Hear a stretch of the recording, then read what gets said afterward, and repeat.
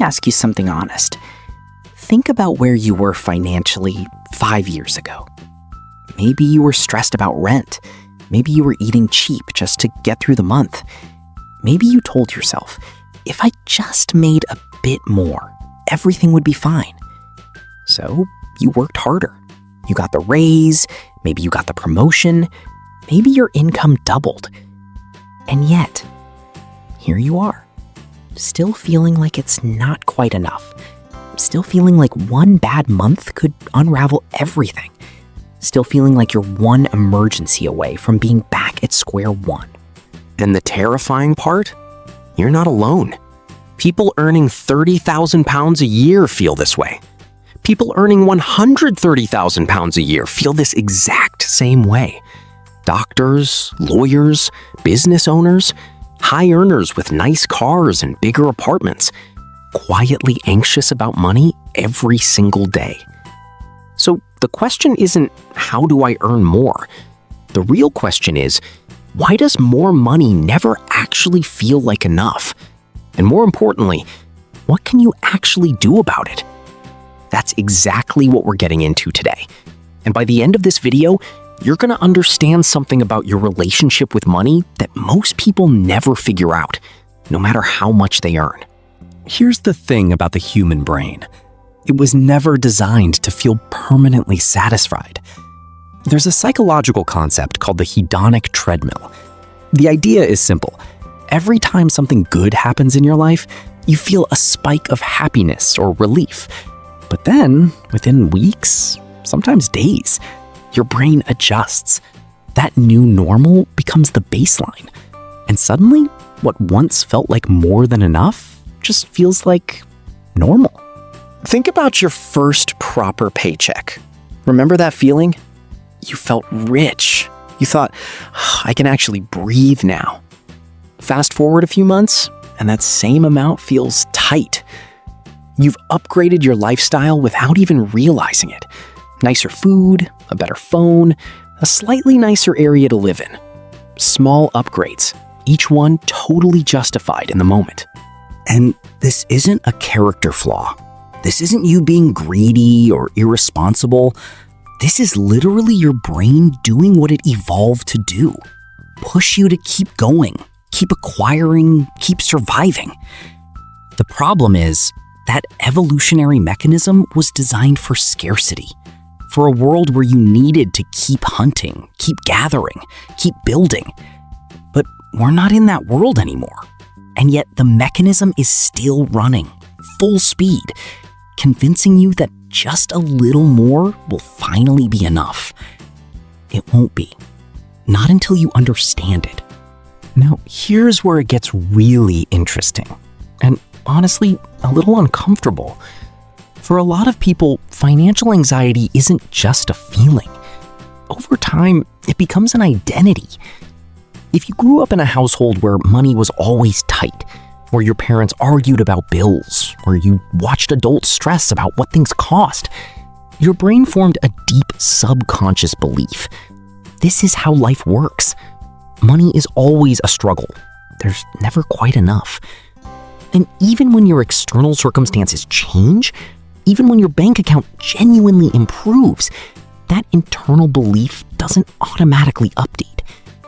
You can be sitting on a decent savings account, earning more than your parents ever did, and still feel that same pit in your stomach anxiety when you check your balance. Because the feeling isn't coming from your bank account. It's coming from a story you've been telling yourself for decades. Psychologists call this a scarcity mindset. And the dangerous thing about it is that it shapes your behavior in ways you don't even notice. You might avoid looking at your bank account because you're scared of what you'll see, even on months when you're actually okay. You might feel guilty spending money on yourself, even when you can genuinely afford it. You might chase income obsessively. More freelance, more overtime, more hustle, not because you need it, but because doing something about money is the only thing that quiets the anxiety for a while. The money is almost secondary. The feeling is the problem. Let's talk about something very concrete now. Because the hedonic treadmill and the scarcity mindset have a very practical partner in crime, and it's called lifestyle inflation. Lifestyle inflation is when your spending rises in proportion or faster than your income. And it happens so gradually, so naturally, that most people don't notice it until they're earning 3 times what they used to and somehow still living paycheck to paycheck. Here's how it typically plays out. You get a raise at work. You're genuinely proud of it. You earned it. And you think, I deserve to treat myself a little. So you upgrade your rent slightly because the new area is nicer and it's only a couple hundred more a month. You get a better car because the commute is long and you're working hard. You eat out more because you're busy and you can afford it. None of these decisions are stupid. None of them are wrong on their own. But collectively, quietly, they absorb every single pound of that raise, and then some. A study by researchers at Harvard found that people consistently overestimate how happy increased income will make them, and that above a certain threshold, emotional well-being gains from earning more plateau dramatically. Yet we keep upgrading our lifestyles, as though more spending will close that happiness gap. It doesn't. The wealthiest people in the world, the ones who genuinely feel financially secure, aren't necessarily the highest earners. They're the ones whose spending stayed relatively flat, while their income grew. The gap between what comes in and what goes out, that gap is where actual wealth lives. Here's a question. If I asked you right now, how much money would you need in your bank account to genuinely feel safe? What number comes to mind? 10,000 pounds? 50,000? 100,000? Whatever number you just thought of, I can almost guarantee that if you reached it, it wouldn't actually feel like enough, because your brain would simply recalibrate. That number would become the new floor, and the new safe number would be higher. This is what psychologists call the moving goalpost effect. We tie our sense of security to a number, and that number always shifts forward just before we reach it. And this isn't just a mindset problem. The financial industry actually profits from this. Banks, investment platforms, insurance companies, their entire marketing model is built around the idea that you don't have enough yet, that you need more products, more coverage, more savings, more investments. The message, consciously or not, is designed to keep you in a state of mild financial anxiety because anxious consumers buy more. None of this means you shouldn't save. None of this means financial planning is useless. It absolutely isn't. But when your financial decisions are driven by fear rather than strategy, when you're chasing a number to feel safe rather than building a plan to be free, you'll always be running on that treadmill. The target keeps moving, the anxiety stays constant. So what's the answer? What does it actually take to feel genuinely secure about money? Here's what the research and the real-world stories of people who've actually achieved it consistently shows. First, systems beat numbers. Financial security doesn't come from hitting a specific income or savings target. It comes from building systems that run regardless of how you feel. An automatic savings transfer the day your salary arrives. A clear, simple budget that you've actually tested against your real life, not an aspirational one.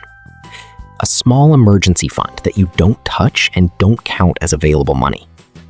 These systems reduce the number of active financial decisions you make, and active decisions are where anxiety lives. Second, separate your net worth from your self-worth. This sounds like a therapy line, but it's deeply practical. When your identity is tied to your financial position, every market dip, every unexpected expense, every month where you spent a bit more than planned becomes a personal failure. It's exhausting, and it keeps you in a reactive emotional state where rational financial decisions are almost impossible. The most financially grounded people tend to have a very clear separation between who they are and what they have. Money is a tool. It's important, but it doesn't define you. And that separation gives you the psychological bandwidth to make better decisions with it. Third, understand the difference between hedging against fear and building toward freedom. Most financial anxiety-driven behavior is about hedging, trying to protect against every possible bad outcome. That's why people hoard cash in low-interest accounts while telling themselves they'll invest when the time feels right. That's why people overinsure, oversave in the wrong vehicles, and avoid investments that feel even slightly uncertain. Building toward freedom looks different. It means making calculated decisions, not reckless ones, but intentional ones that are oriented toward a life you want, not a disaster you're avoiding.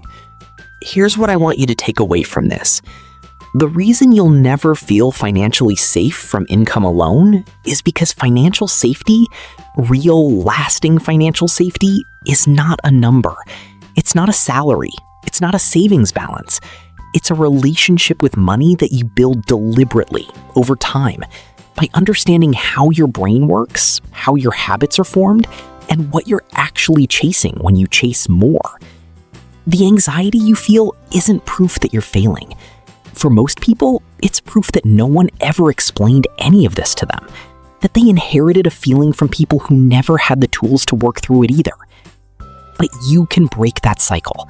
You can build the systems. You can separate your identity from your income. You can stop chasing a moving target and start building towards something real. That's what this channel is about. Not get-rich schemes, not generic budgeting tips, but the real psychological, structural reasons why so many people stay stuck financially, and the specific, proven ways out.